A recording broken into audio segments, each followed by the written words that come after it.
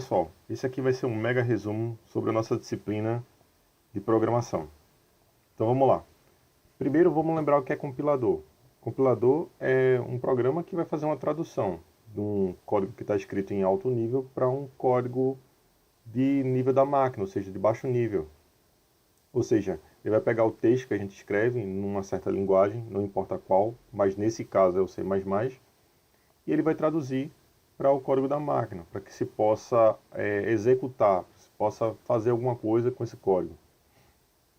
Então, a gente precisa entender como é que funciona o compilador, porque de fato a gente tem que entender depois os problemas que a gente possa ter, onde é que foi que o compilador parou, né? Qual foi a nossa falha, por que é que ele não está processando. Então é isso. Então o compilador, ele normalmente age em 3 camadas, tá? Ele tem a camada de pré-processamento, compilação e o linker, ou ligação. No pré-processamento, é onde a gente vai fazer algumas análises de sintaxe, por exemplo, se você escreveu o comando do jeito certo, se faltou algum ponto e vírgula no término de algum comando, né? Vai tentar fazer abreviações de variáveis muito grandes, né? De assinaturas de métodos muito grandes. Ele vai tentar fazer alguns encurtamentos e também vai fazer os importes de todas as bibliotecas, ou seja, aqueles includes que você colocou lá, ele vai fazer a importação de todo o código das bibliotecas para dentro do seu código para que tudo funcione, para que tudo fique independente. Não vai depender de algo externo, ou seja, vai estar carregado dentro do seu programa. E a compilação, onde é que faz a tradução, né, propriamente dito, e a ligação, que é a hora de gerar os arquivos, por exemplo, o executável que depois vai ser o seu programa.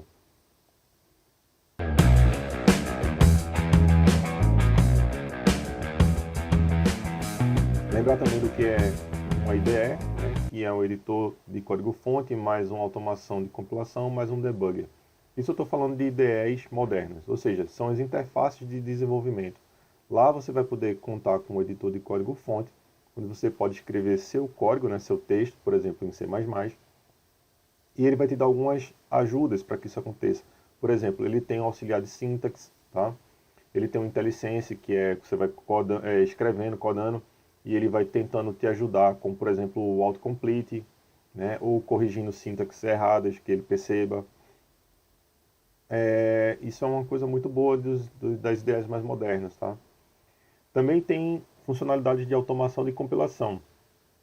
Ou seja, você não precisa sair da sua IDE para usar um compilador, para gerar de fato agora o teu programa.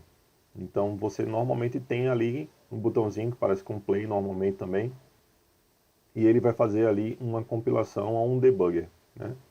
Então nesse momento de compilação ele vai traduzir teu código fonte e ele vai ficar escutando ali o compilador, né, para ver quais erros deram dentro da fase de compilação, né, para retornar ao usuário e te ajudar a resolver os problemas. E é por isso que a próxima etapa é ter o debugger, que é uma ferramenta para te ajudar a tirar aqueles problemas que seu código tem, tá?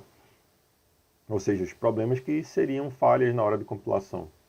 Então, ele, inclusive, algumas IDEs usa o breakpoint, que é um pontinho ali que você coloca para o cursor do compilador parar naquele lugar ali, no caso, com uma função de debugar, né?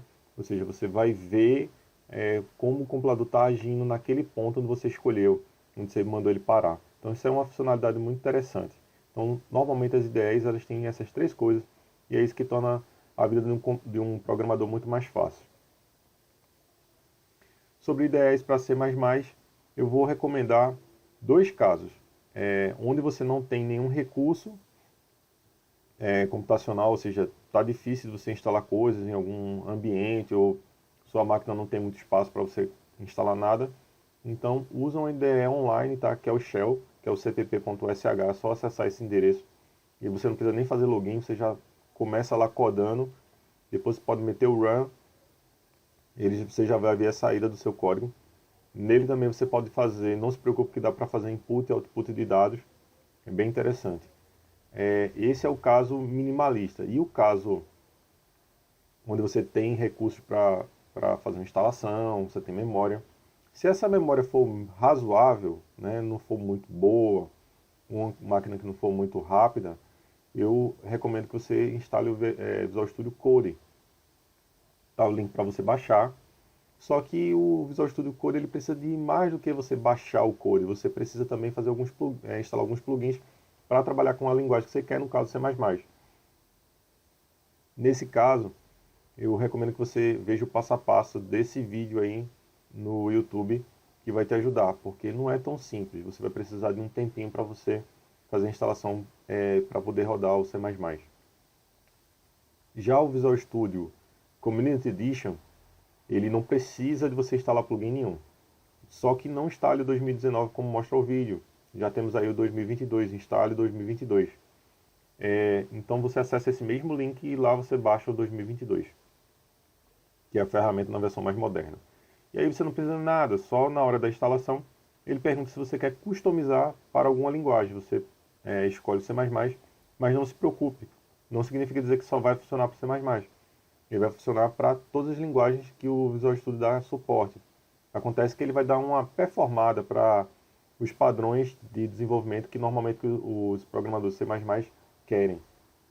Então, uma ferramenta completa, tá? Talvez seja a melhor escolha se você não tem tanta experiência. Até porque ele te dá uma ajuda muito grande ali no debugger. Então, são as 3 opções que eu te dou. Existem muitas outras no mercado, e aí você escolhe qual que você se sente mais confortável para programar.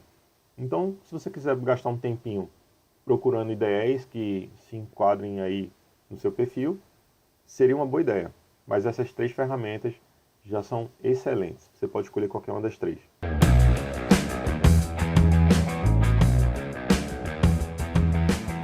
Então, continuando aqui nossa revisão, vamos lembrar dos comentários, né? Agora já falando de código. Bom, pessoal, na codagem, normalmente a gente precisa documentar o que a gente está fazendo. Então, existem 2 tipos de comentários. O de múltiplas linhas, que é esse aqui, né? Barra, estrela, estrela, barra. Esse inicia o bloco, esse fecha o bloco. E o barra, barra, quando a gente quer fazer um comentário de uma linha só. Claro que é muito normal a gente ver programadores escrevendo várias linhas com barra, barra no começo. Você escolhe, não existe fórmula certa ou errada para isso. Você se sinta à vontade para escolher qual dos 2 comentários você prefere. Mas o importante é que durante a sua codagem, escreva comentários para você se guiar. Inclusive é muito interessante quando a gente vai começar a codar, criar comentários para lembrar do algoritmo que a gente tem que executar. Ou seja, cada comentário representa uma parcela, né, uma etapa do algoritmo que você vai executar. É muito bom fazer dessa forma, porque além de documentar, você ganha depois em performance na hora de escrever. Não está lembrando exatamente o que você estava querendo fazer.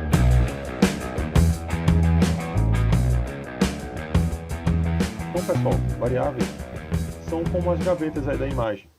Cada gaveta deve guardar a coisa certa.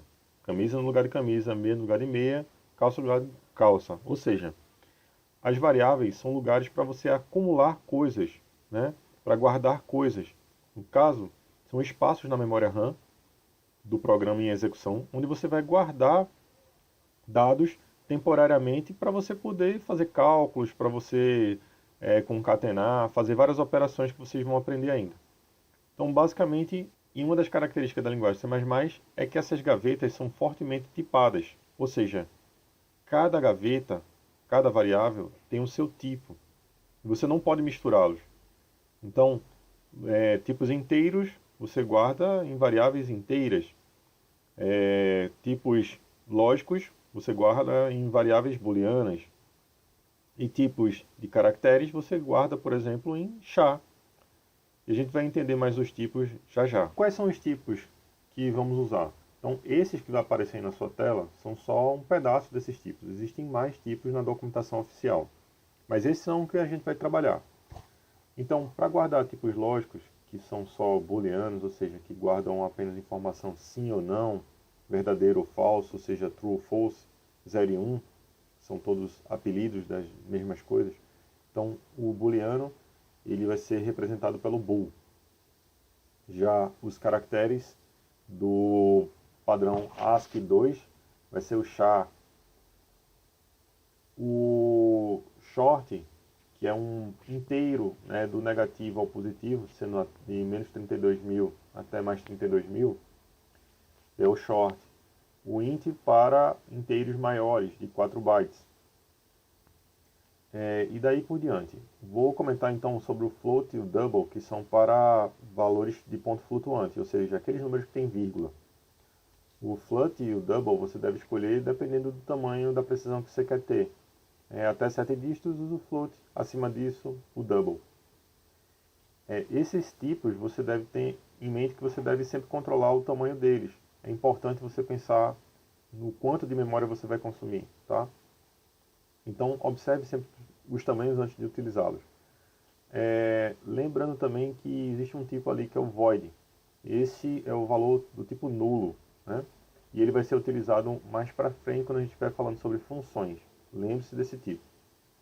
Se você quiser saber mais, você vai na documentação oficial que está nesse link. E a qualquer momento que você necessitar descobrir qual o tamanho de uma certa variável, objeto, você pode utilizar a função sizeOf. Ela retorna para você o tamanho específico do objeto. Então, por exemplo, ou do tipo, você pode utilizar o comando sizeOf int no lugar onde você vê tipo de dado. E ao executar esse comando, você vai ter o retorno, que no caso é um inteiro, que é 4 bytes. Então vamos falar de strings, que é um tipo de dado, é uma variável, mas ela não é uma variável qualquer. Na verdade, ela trata-se de uma coleção. Uma string, na verdade, é uma coleção array de char, ou seja, um array de caracteres. Então, como qualquer coleção, você pode percorrer por esse array indexando a partir do zero. Na verdade, então, a string guarda textos. E cada símbolo do seu texto é um objeto da sua coleção. Então, para trabalhar com strings, é necessário que você conheça as sequências de escape. Como, por exemplo, o /n, ele vai quebrar a linha. Ou seja, a qualquer momento dentro da sua string, você pode usar essas sequências para poder fazer uma dessas operações. E o /n é a quebra de linha. Tabular, o /t, ou seja, para alinhar seu texto com a grade. E assim por diante. Então, como declaramos variáveis? Bom, existem algumas formas de declarar, mas nem todas são possíveis em todos os compiladores, então cuidado. Essa é a forma mais tradicional, linha a linha. Você declara a variável usando o tipo de dado, já ensinado nas tabelas anteriores, e uma assinatura, ou seja, um apelido, um nome para você resgatar essa variável na memória. Então, por exemplo, aqui temos int altura, ou seja, uma altura do tipo inteiro. Ou, por exemplo, um raio do tipo float. Não esquecer também do ponto e vírgula para encerrar o comando.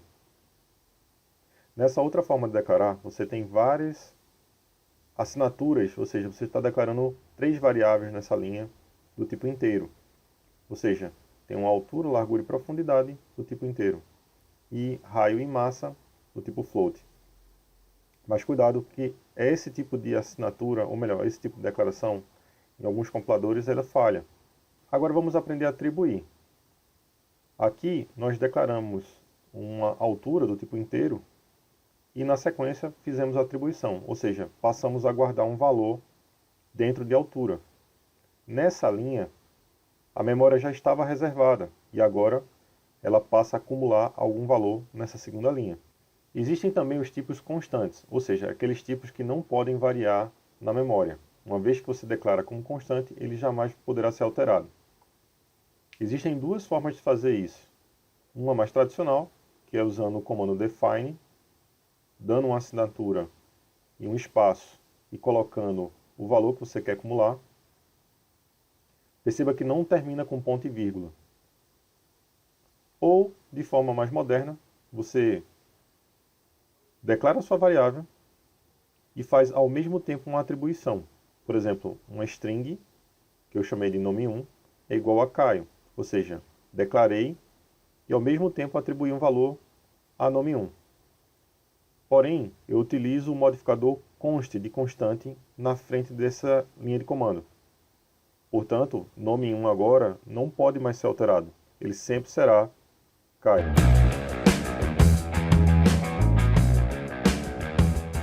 Então agora falando sobre entrada e saída de dados.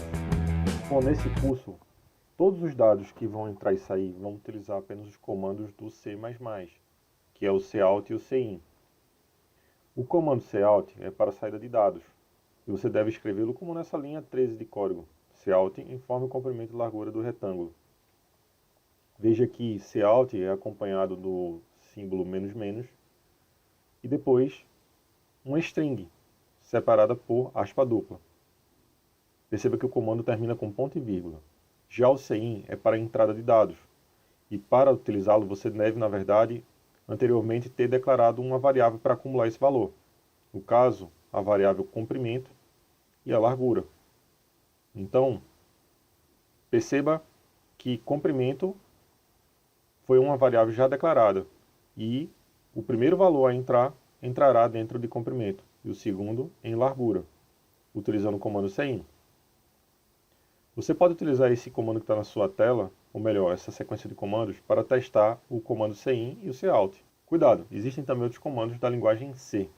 No caso, o printf para saída de dados, ou para entrada o scanf, com sintaxe até semelhante, mas com algumas peculiaridades. Perceba que você, nesse caso, precisa utilizar um escape, e esse escape D é para a saída de dígitos. No caso do scanf, você vai escanear dígitos. Ou você pode também utilizar o comando getLine para a entrada. De toda forma, eu recomendo que você apenas utilize o cin e o cout, que são comandos do C++.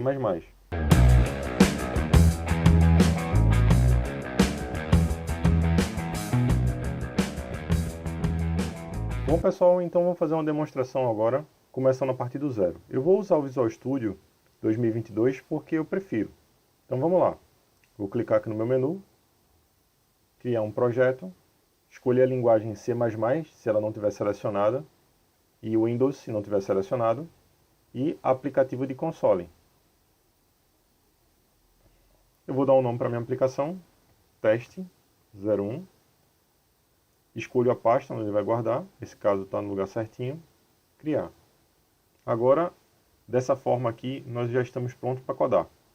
Vamos fazer aqui uma declaração de uma variável qualquer. Por exemplo, int largura.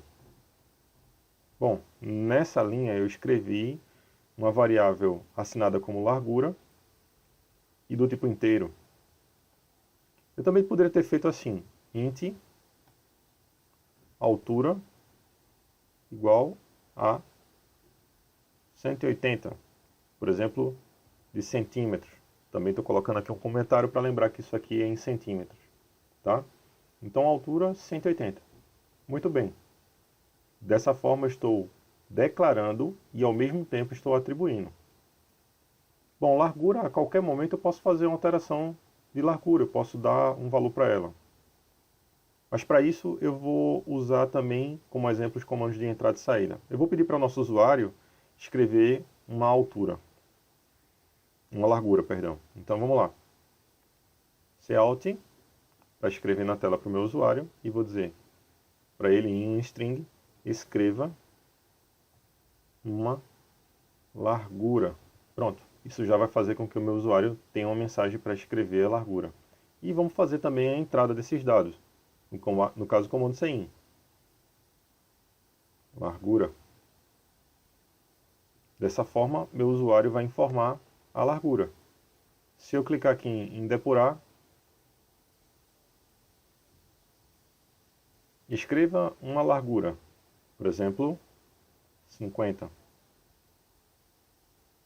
Perfeito, eu entrei com os dados.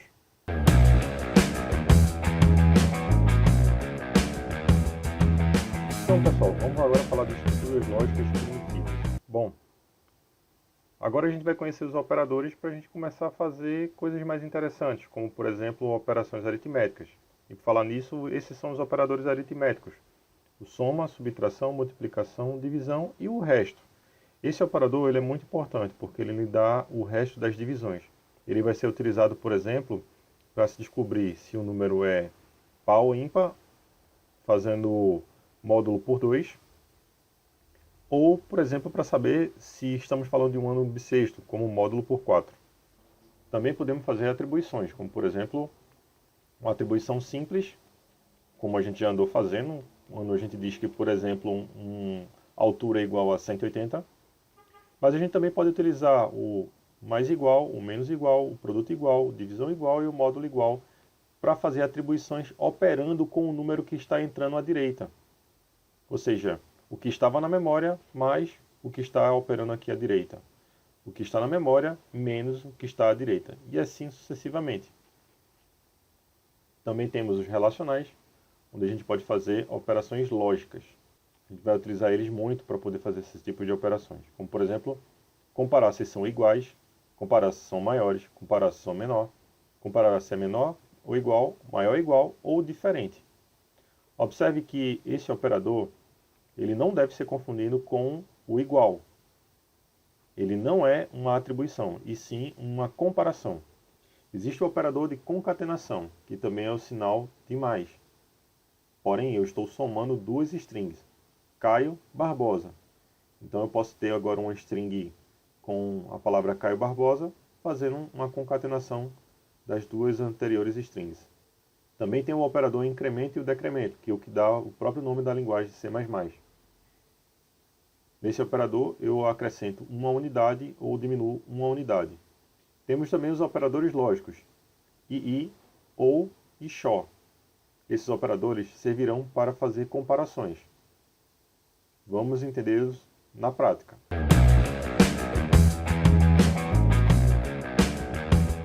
Então, pessoal, vamos fazer alguns testinhos aqui, tá? Já estou com o nosso ambiente aqui e eu declarei 4 variáveis, A, B, C e D, que tem os valores de 1, 2, 3 e 1.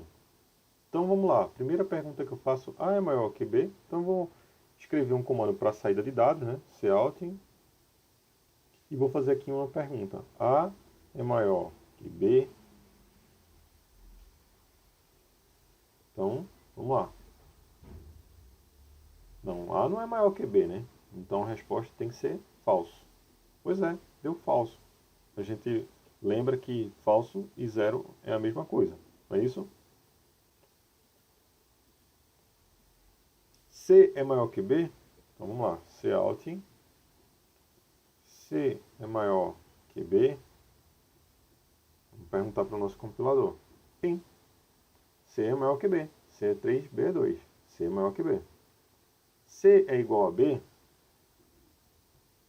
Opa.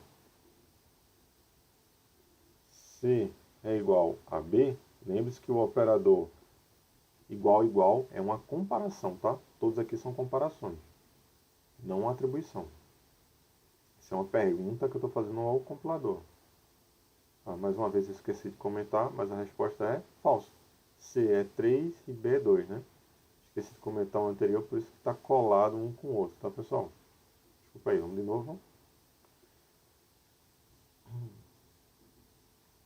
Falso. Beleza? C não é igual a B. C é 3, B é 2. Então vamos lá comentar aqui, né? E a próxima pergunta é: A é diferente de D? Então, vamos lá. A é diferente de D? A é diferente de D? Não, né, pessoal? Falso, né? A é 1 e D igual a 1, então eles são iguais. Falso. Beleza, falso. Então vamos lá para a próxima pergunta. C é maior ou igual a B e maior ou igual a C ao mesmo tempo? Então agora vamos lá. Cout, fazer essa pergunta, né? Então vamos lá. C é maior ou igual a B? C é maior ou igual a B? E agora a gente vai utilizar o operador I. Chegou a hora de usar o operador I. Veja que agora eu tenho duas sentenças, né? I maior ou igual a C ao mesmo tempo, né?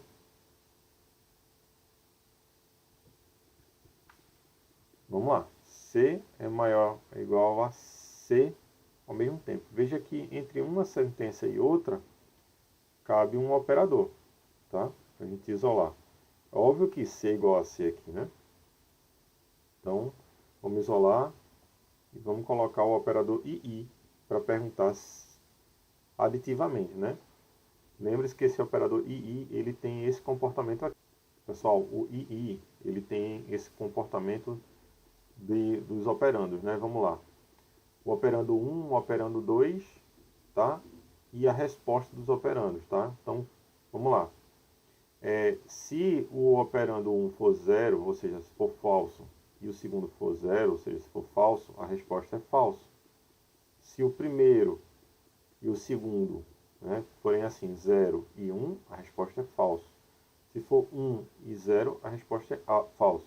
Se for 1 e 1, a resposta é 1. Ou seja, só tem uma chance do operador II trazer uma resposta positiva, verdadeira. É se o operador 1 e 2 forem verdadeiros. Então, o operador II ele só traz verdadeiro se ambos os operadores da comparação forem verdadeiros. Então, vamos voltar para o nosso caso. Então, voltando para o nosso caso, né, essa comparação aqui, C é maior que B? Sim, C é 3, B é 2, é maior que B. Então, aqui vai retornar verdadeiro. Né? A resposta desse primeiro aqui seria verdadeiro. Tá? Já essa segunda pergunta, C é maior ou igual que C? Bom, C é igual a C, né? Não tem nem o que falar. Então, sim, é verdadeiro. Então, a resposta total aqui tem que ser verdadeiro. A resposta definitiva dos dois operadores. Então, vamos lá. Vamos ver se deu verdadeiro. Sim, deu verdadeiro. Perfeito, como a gente queria.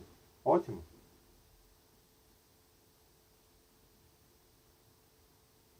Bom, vamos para a próxima pergunta. A ou B são maiores que C?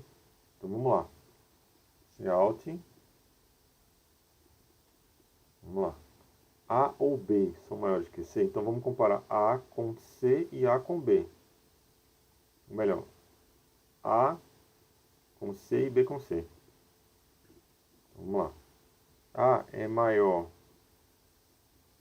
que C? Isso é uma pergunta. E o B é maior que C? Então, vamos fazer essas duas perguntas aqui. Só para isolar e deixar bonito, pessoal. Vou fazer dessa forma aqui, para ficar legal, tá? Pronto, então vamos fazer uma análise. A é maior que C? A é 1, C é 3. Então, A não é maior que 6, tá? Então, a resposta dessa primeira pergunta aqui para o compilador é 0, é falso. Tá? A não é maior que C. Agora, a segunda pergunta aqui, B é maior que C? B é 2, C é 3. Então, a resposta aqui é falso. B não é maior que C. Então, a pergunta é ou. Vamos ver como é que funciona o ou? Então, pessoal, o ou, a gente é um operador dessa forma. Você vai comparar o primeiro operador e o segundo operador e aqui a resposta, tá? Então, se for falso com falso, a resposta é falso. Se for falso com verdadeiro, a resposta é verdadeiro. Se for verdadeiro com falso, a resposta é verdadeiro. E se for verdadeiro com verdadeiro, a resposta é verdadeiro. Ou seja, só tem uma chance do ou retornar falso. Se ambos os operadores forem falsos, que é o nosso caso, tá? Mas se qualquer um deles fosse verdadeiro, ele retornaria verdadeiro, tá bom? Então essas são as diferenças aqui, a resposta tem que ser falso, né? Então vamos lá.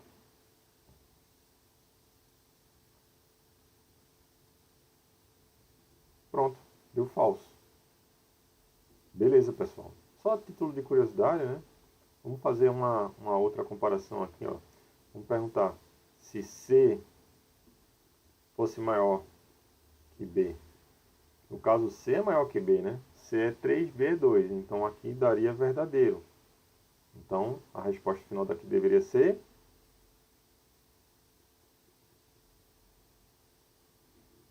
verdadeiro. Perfeito.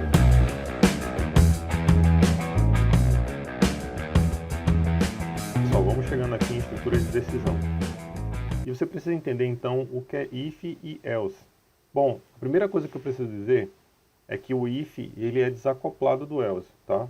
Ou seja, você pode escrever só o if, você não precisa escrever o else. O else é opcional. Mas o if, ele é uma comparação, ele recebe uma comparação e tem uma decisão a ser tomada. Você deve entender essa estrutura como no português. Leia se e então. Se isso acontecer, ele entra no bloco e executa os comandos do bloco. Se não, ou seja, else, ele vai operar os comandos desse bloco. Mesmo que não exista o else escrito, pessoal, tá? Ou seja, se essa comparação falhar, ele continua o fluxo normal do código, tá bom? Ou seja, o else não é necessário. Algumas vezes, dependendo de como você vai codificar, você precisa do else. Então, o uso do if do else, você tem que ter entendimento de quando utilizá-lo. E só a experiência e fazendo exercício que você vai descobrir. Ok? É super importante que você faça esses testes em casa, tá bom? Existe também a estrutura switch, que ela também é semelhante ao if ou else. Na estrutura switch você tem os casos, né? Você, por exemplo, entra com um dia da semana aqui, uma variável, e dependendo do dia da semana ele vai cair no caso 1, 2, 3, 4, 5, 6, 7.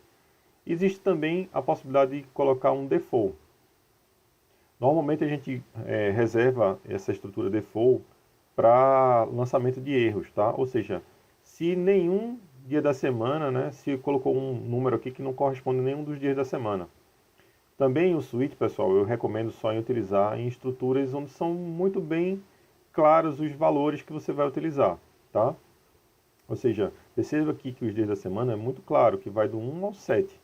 Então, é perfeito utilizar, por exemplo, o switch para esses casos aqui, tá? Onde eu tenho que tomar decisões de mandar mensagens dependendo do dia da semana, tá bom?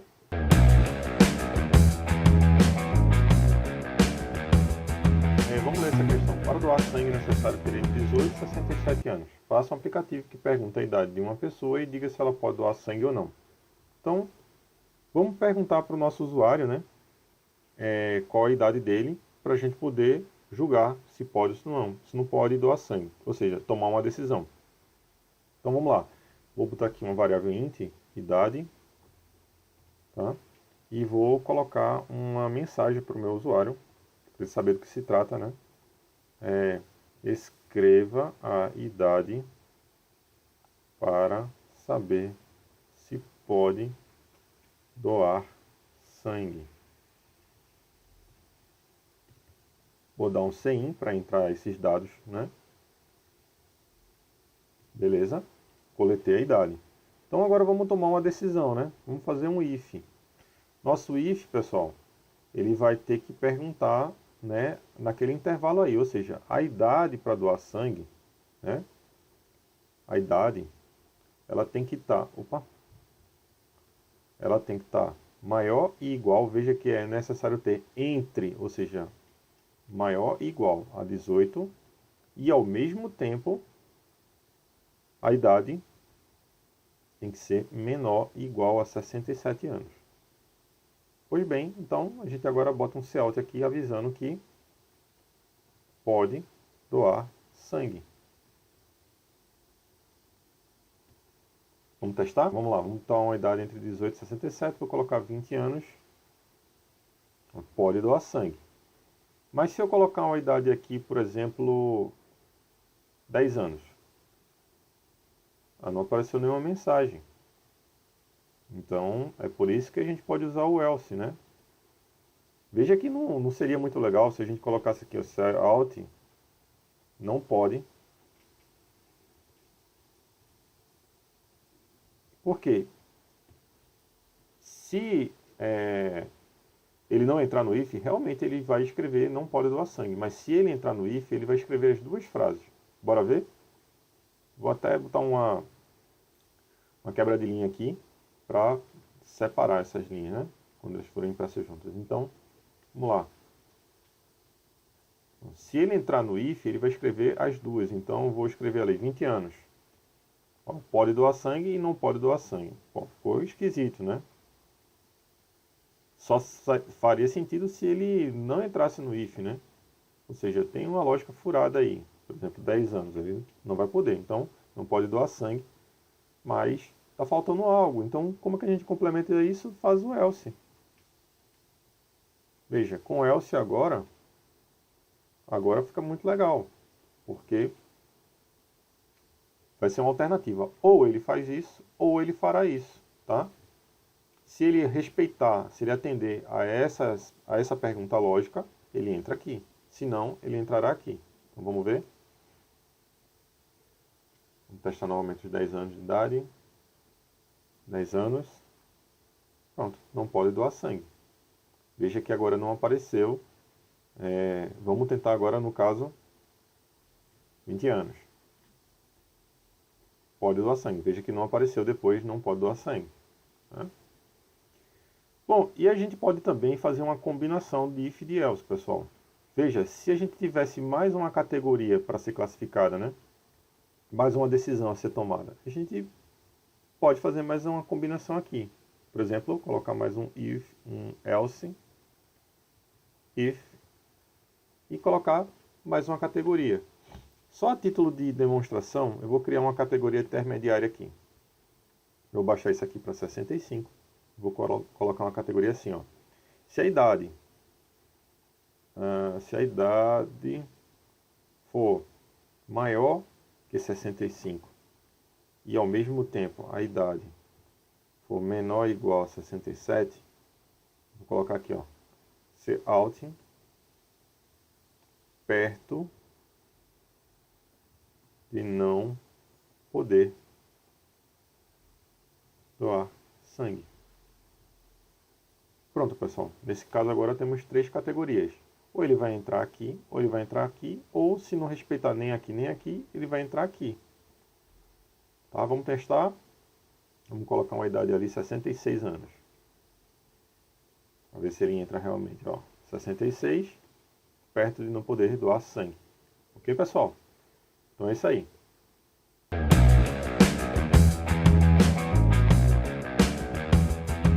Pessoal, vamos para as estruturas de repetição. Que são aquelas estruturas onde você precisa executar tarefas em quantidades até mesmo infinitas, mas tarefas repetidas que você precisa ficar fazendo de forma sucessiva.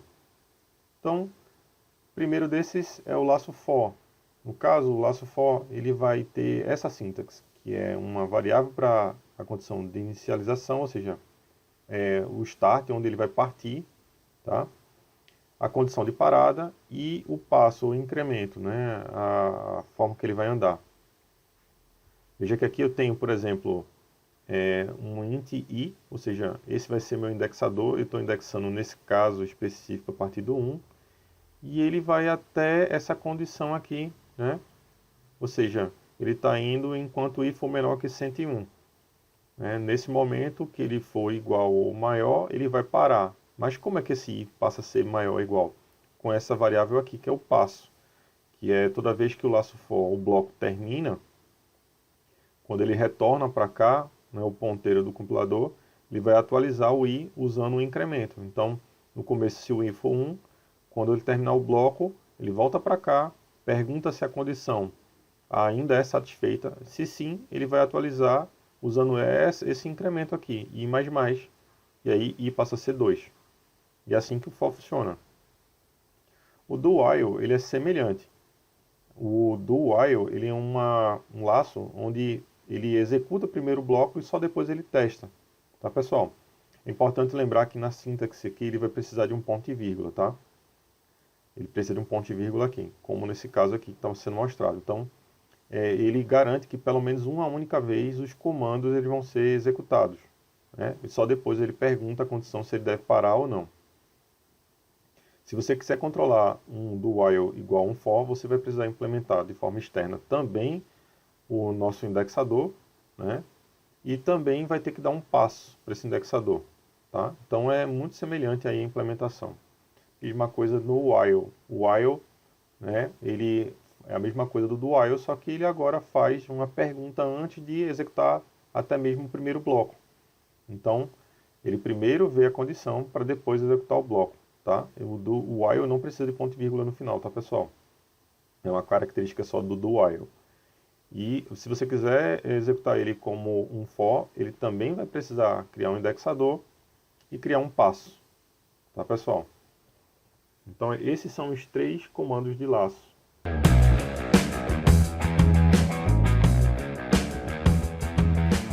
Então, Então, pessoal, vamos fazer um exercício aqui. Vamos escrever um for, um do while e um while que vai escrever de 0 até 10 na tela. Primeiro, vamos fazer o nosso for.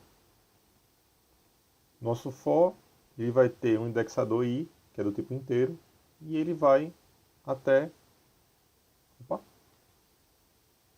quando o i for menor ou igual a 10, porque ele tem que escrever de 0 até 10 na tela. Vou fazer aqui um cout de i, mas eu vou adicionar uma quebra de linha depois de escrever o i na tela, para ficar mais confortável de se ler. Então, pessoal, aqui a gente espera que ele desenhe na tela 11 saídas, né? De 0 até o 10. Vamos ver?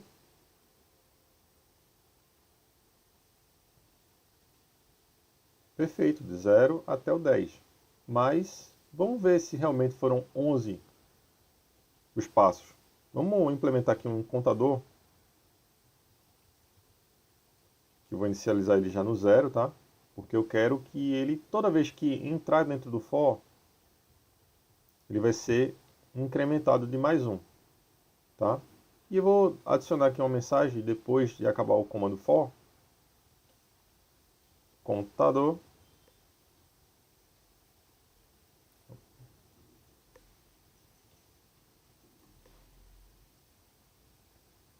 contador. Vamos ver, pessoal?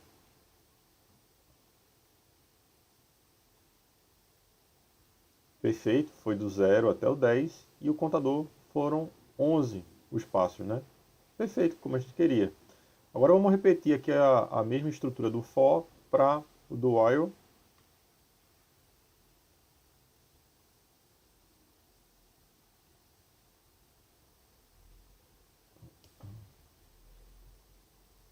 Nesse caso, o Visual Studio não me ajudou.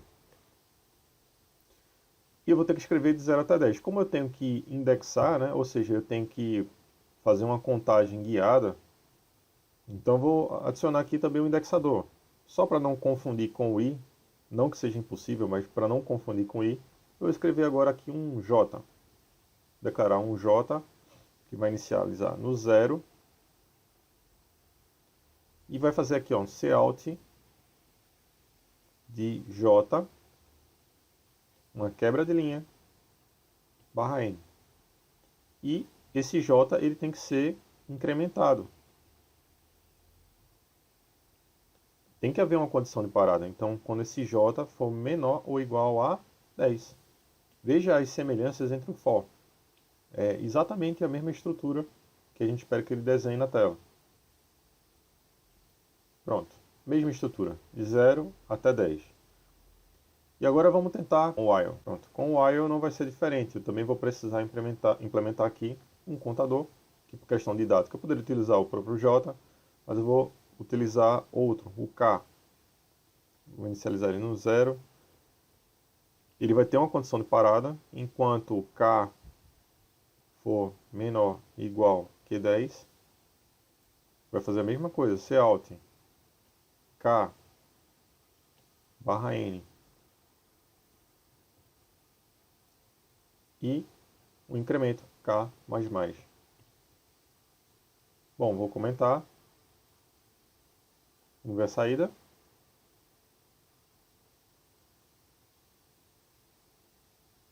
Pronto, exatamente as mesmas saídas. A diferença entre o do while e o while é apenas que no do while ele executa primeiro o bloco para depois testar. Pode ser que em alguma condição de programação sua no futuro isso seja importante.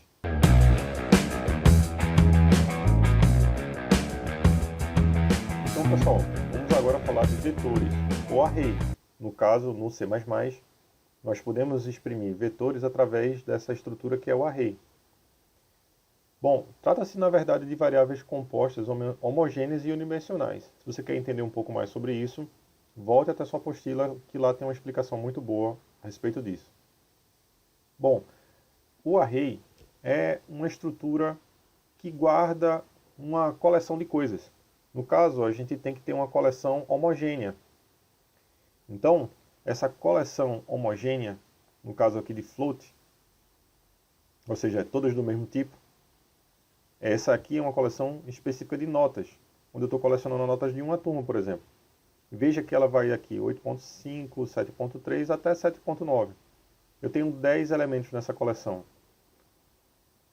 Veja que esse símbolo dos colchetes, ele mostra que eu tenho uma coleção. Ele também vai ser utilizado depois para a gente passear através da coleção. Veja que essa coleção, na primeira posição até a 10ª posição, ela tem floats, números flutuantes. Outro detalhe também é que na indexação no C++ de coleções, ela começa a partir do zero. Então, esse elemento aqui da primeira posição, ele é indexado como 0. Tanto para escrever como para chamar essa posição na memória do array, depois eu tenho que utilizar o indexo aqui dentro 0.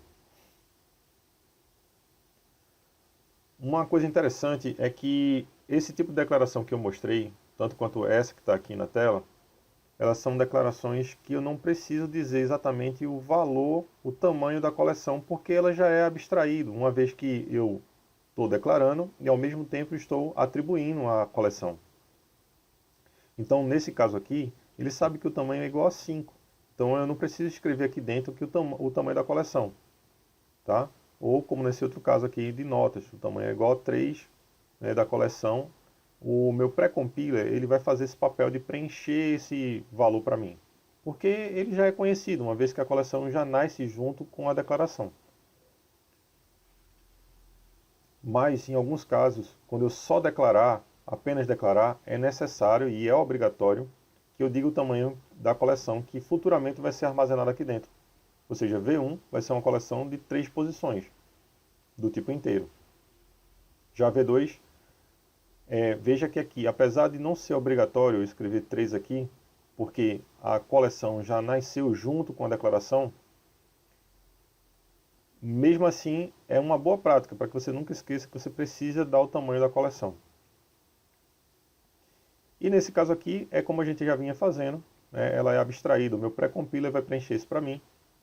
Ele sabe que eu tenho uma coleção aqui que nasceu junto com a minha declaração de tamanho 3 e ele vai preencher para mim. Então, pessoal, algumas informações é que não é permitido acessar um elemento do array fora do seu limite, tá? Ou seja, você não pode tentar nem acessar, nem escrever um elemento que não está previsto. Ou seja, se sua coleção tem 3 de tamanho, você não pode tentar acessar a posição 4, nem tampouco tentar incluir mais um elemento na coleção. Se você precisa saber a todo momento, você ainda pode utilizar o sizeof, né, do vetor para saber o número de bits que tem ali dentro. Tá? E aí você pode saber exatamente quantos elementos tem dentro do seu vetor, para você passear por ele. Bom, existem também os vetores multidimensionais, ou as matrizes, que é, na verdade, um vetor de vetores. Veja que a matriz aqui 3x3, ela tem 3 linhas, 3 colunas. 3 linhas, 3 colunas. Matriz 3x3, ou seja, é uma coleção que possui subcoleções. No caso, essas subcoleções são as próprias linhas da matriz. Precisa ver também que ela também tem que ser homogênea, todos do tipo inteiro. Eu não posso tentar colecionar doubles, strings e inteiros.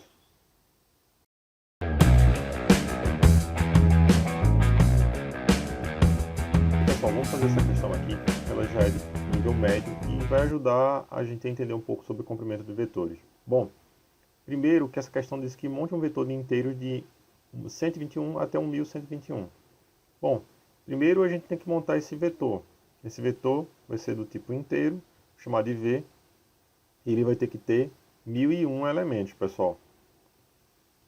Esse é a quantidade de elementos do vetor. Bom, e aí vamos criar aqui, ó, um inteiro, um for, na verdade, para a gente poder montar esse vetor.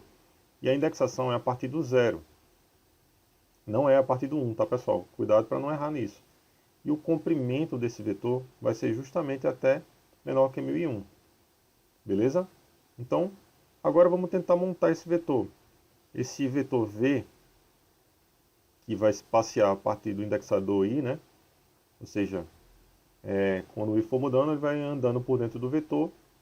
Só que vai ser igual ao quê? Ele tem que ser de 121 até 1121. Então, eu vou dizer que é igual ao próprio i mais 121. Para testar e ver se realmente isso aqui deu certo, eu vou criar um cout aqui, ó. E vou dizer, mostre, diz assim, primeiro, que vai ser o V0, não é isso? Vou dar uma quebrada de linha para ficar confortável, porque eu quero ver mais uma coisa. E o cout, vou dizer aqui, último, sem acento mesmo. Opa. Que vai ser V igual a 1000. Vou pedir para ele imprimir essas duas coisas, pessoal. Vamos ver se realmente foi do 121 até 1121.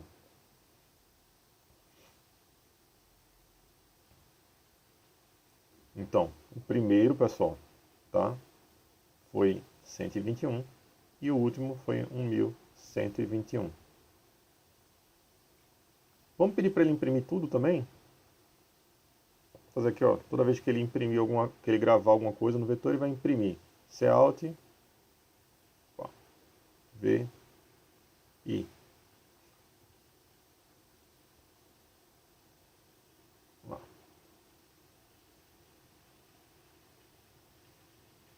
Deve ter adicionado uma quebra de linha, não é isso? Vamos lá, quebra de linha.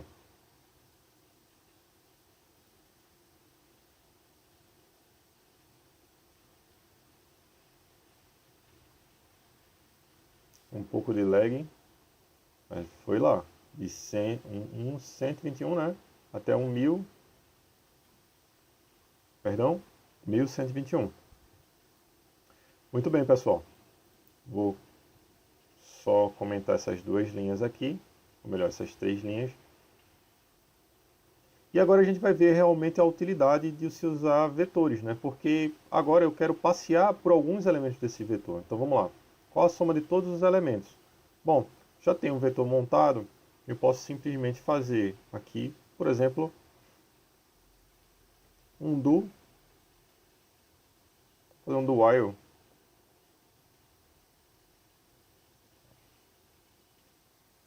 Às vezes o estudo atrapalha quando é o do while, tá? Então vamos pedir para fazer um do while e vamos fazer contagem, tá? Ele vai percorrer o vetor, declarar aqui um inteiro j, que começa em 0, tá? E vou declarar também um contador aqui, né? Um cara para acumular soma, né? Vai ser um inteiro também soma, que vai começar no 0. E soma vai ser igual, vou fazer uma atribuição aditiva, ou seja, ele vai pegar o próprio valor da memória de soma e adicionar o que vai lá dentro ao que vai aparecer aqui do lado direito, que vai ser, no caso, o vetor V na posição J. Certo? E ele vai parar, bom, ele precisa de um comando de parada, J++, que é meu indexador. Ele vai parar quando J for menor, enquanto J for menor que 1001. Né? Quando ele desrespeitar essa regra, ele ejeta do laço. Né? Vou mandar ele falar aqui pra gente, cout, qual é esse valor. Opa. Soma. Quero saber qual é o valor da soma no final. Tá assim, ó. Vai ficar legal. Total. Vamos ver?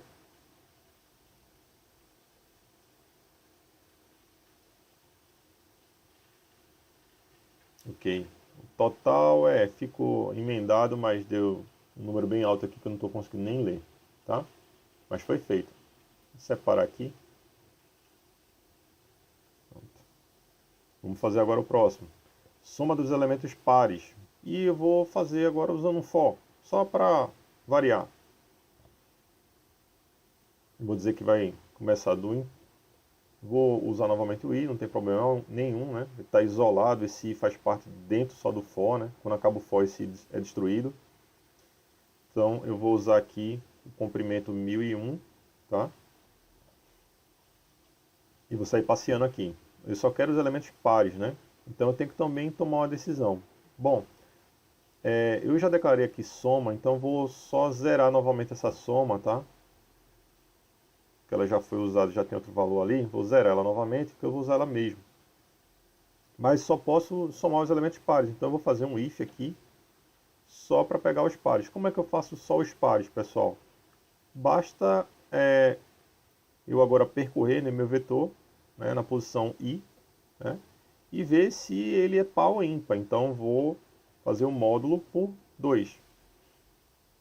Se o módulo por 2 for igual a 0, é porque ele é par. Então isso aqui é uma operaçãozinha simples, né? Eu pego a posição do vetor, divido por 2, né, faço o módulo por 2, se for igual a 0, é par. Então isso aqui é porque é par. Então ele vai fazer aqui a soma, né? Eu vou dizer que soma é uma atribuição aditiva, vai ser igual ao que? Ao próprio VI. Ok? Então vamos também colocar aqui, ó, Cout no final de soma, né?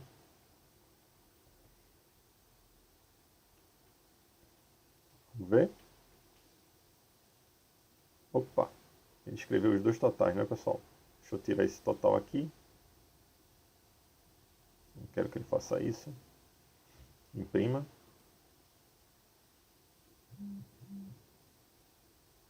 Tudo bem. Então, ele fez só dos pares. Agora vamos fazer dos ímpares. Bom, dos ímpares, se eu já fiz aqui um par, copiar e colar.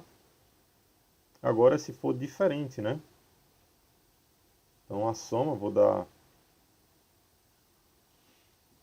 comentar aqui, né? E agora, só mudei ali o diferente. Pronto, peguei os ímpares. E a média? Bom, pessoal, se você entendeu já, eu quero que você exercite em casa fazendo agora qual que é a média, tá bom?